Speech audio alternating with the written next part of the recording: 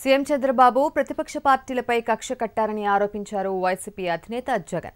ప్రతిపక్ష పార్టీ ఎమ్మెల్యేలపై అక్రమ కేసులు బనాయించి ప్రజాప్రతినిధులను జైళ్లకు పంపుతున్నారన్నారు.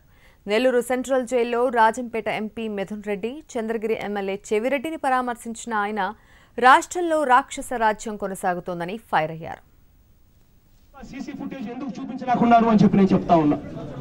గట్టిగా అడుగుతా ఉన్న సీసీ ఫుటేజ్ మీకు దమ్ము ధైర్యం ఉంటే చూపించండి. ఈ ఎంపీ మిథును చిత్తూరులో చంద్రబాబు నాయుడు గారు కుప్పం దగ్గర నుంచి ప్రతి ఇరిగేషన్ ప్రాజెక్టు ప్రతి ప్రాజెక్టులోనూ చంద్రబాబు నాయుడు గారు కొడుకు ఇద్దరు కలిసి కాంట్రాక్టర్లతో కుమ్మక్కై దోచుకునే ప్రయత్నం చేస్తా ఉంటే మిథున్ దగ్గర ఉండి అలా దోచుకోకుండా టెండర్లలో కాంపిటీషన్లోకి వెళ్ళి టెండర్లలో L1 వచ్చే విధంగా టెండర్లలో లెస్ కోట్ చేశాడు అన్న ఒకే ఒక కారణం. ఎంపీల మీద ఎమ్మెల్యేల మీద దొంగ కేసులు పెట్టించి ఇబ్బందులు పెట్టాలన్న ఆలోచన చేస్తా ఉన్నారు.